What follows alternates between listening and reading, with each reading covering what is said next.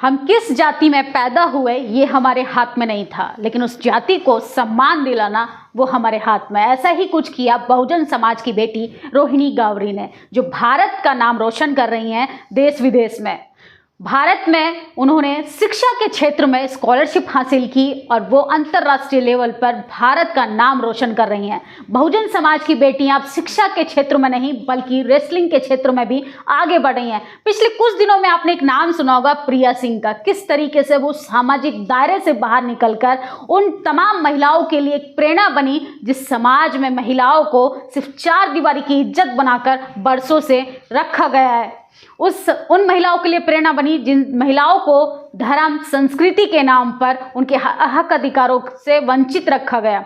Doctor Ambedkar ने एक बात कही थी, सामाजिक विकास की स्थिति मैं महिलाओं की स्थिति से मापता हूं कि महिलाओं ने उस समाज में कितना विकास किया, महिलाओं का विकास कितना हुआ। ऐसा ही कुछ किया रोहिणी गावरी ने। रोहिणी गावरी को स्कॉलरशिप मिली, शिक्षा के क्षेत्र में वो अंतर्राष्ट्रीय लेवल पर भारत का नाम रोशन कर रही हैं। लगातार सामाजिक मुद्दों पर मुखर होकर लिखती रहती हैं और बहुजन समाज को उनसे प्रेरणा लेनी चाहिए। बहुजन समाज की तमाम उन महिलाओं को, बहनों को, बेटियों को उनसे प्रेरणा लेकर हौसला बढ़ाकर आगे बढ़ना चाहिए, जो कहीं ना कहीं अपने जीवन में निराश हताश होकर जीवन से गिव अप कर देते हैं। शिक्षा को अपना हथियार बनाकर महिलाएं क्या नहीं कर सकती। सोचिए, प्रतिभा सिर्फ वक्त का मोहताज है, उनको एक मौका मिलना चाहिए और प्रतिभा के जरिए किस तरीके से महिलाएं जो हैं चांद तक जा सकती हैं। रोहिणी गावरी के कुछ ट्वीट्स हैं, मैं आपको पढ़कर बताऊंगी कि किस तरीके से बहुजन समाज की बच्ची बहुजन समाज का नहीं बल्कि देश का भी गौरव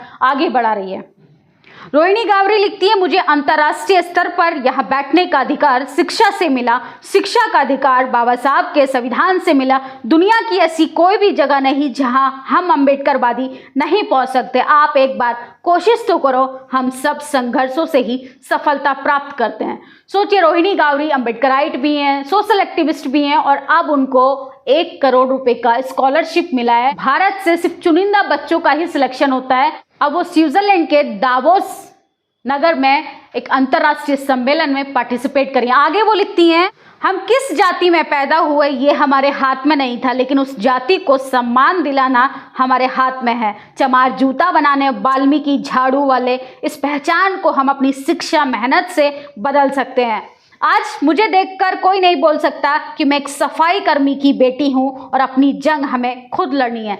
सोचिए, रोहिणी गावरी जो हैं वो एक सफाई कर्मी की बच्ची हैं। अब उनको देखकर कोई नहीं कह सकता कि सफाई कर्मी की बच्ची एक अंतर्राष्ट्रीय लेवल पर हो रही प्रेस कॉन्फ्रेंस में पार्टिसिपेट नहीं कर सकती है। सोचिए, शिक्षा से आप क्या नहीं बदल सकते। शिक्षा अगर आप अपना हथियार बना लेंगे शिक्षा को, बाबा साहब ने एक बात कही थी, शिक्षा वो शेरनी का दूध है जो पिएगा वही दहाड़ेगा। बहुजन समाज को जो मानसिक गुलामी में रखा गया उससे निकलने का सिर्फ एकमात्र हथियार हमारे पास शिक्षा ही है और शिक्षा को हर बहुजन समाज के बच्चे को पढ़ना चाहिए, अपना हथियार बनाना चाहिए। वो आपको तलवार उठाने पे मजबूर करेंगे, लेकिन आपको कलम की ताकत को आगे बढ़ाना है, कलम की ताकत को अपना हथियार बनाना है और अपने लिए और अपने आने वाली पीढ़ियों के लिए, अपने आने वाले समाज के लिए एक प्रेरणा बनना है, एक इतिहास बनना है, ताकि आपका आने वाला जो समाज है, आपकी आने वाली पीढ़ियां जो हैं आपसे सबक लेकर आगे बढ़ सके। सोचिए, डॉक्टर अंबेडकर नहीं होते तो हिंदू कोड बिल नहीं होता, हिंदू कोड बिल नहीं होता तो बहुजन समाज क्या, महिला वर्ग जो है वो आगे नहीं बढ़ सकता था। बाबा साहब ने, डॉक्टर बी आर अम्बेडकर ने जो अधिकार महिलाओं को दिए, डॉक्टर अंबेडकर ने जितने अधिकार महिलाओं को दिए हैं, तो महिलाओं का भी अब दायित्व बनता है कि वो जागरूक हो, अपने अधिकारों को वो जाने और शिक्षा को हथियार बनाकर आगे बढ़े। आगे रोहिणी लिखती हैं कि महिला एवं बाल विकास मंत्री भारत सरकार स्मृति ईरानी एवं दूसरी तरफ न्यू स्विट्जरलैंड की पूर्व प्रधानमंत्री इस प्यार और सम्मान के लिए दिल से धन्यवाद। इस फोटो में आप देख रहे होंगे कि एक तरफ स्मृति ईरानी है, एक तरफ रोहिणी है और एक तरफ स्विट्जरलैंड की जो है प्रधानमंत्री हैं किस तरीके से अब महिलाएं सिर्फ घर पर नहीं अब दुनिया पे राज करेंगी। सोचिए, जब महिलाएं शिक्षित होंगी तो समाज विकसित होगा, समाज विकसित होगा तो देश विकसित होगा। तो इसलिए अब आपको तय करना है, आपने समाज की हर एक महिला को, अगर एक जागरूक महिला अपने समाज में बैठे लोगों को जागरूक करती है तो सोचिए उस समाज की दशा के बारे में सोचिए, दिशा के बारे में सोचिए, देश की तरक्की के बारे में सोचिए।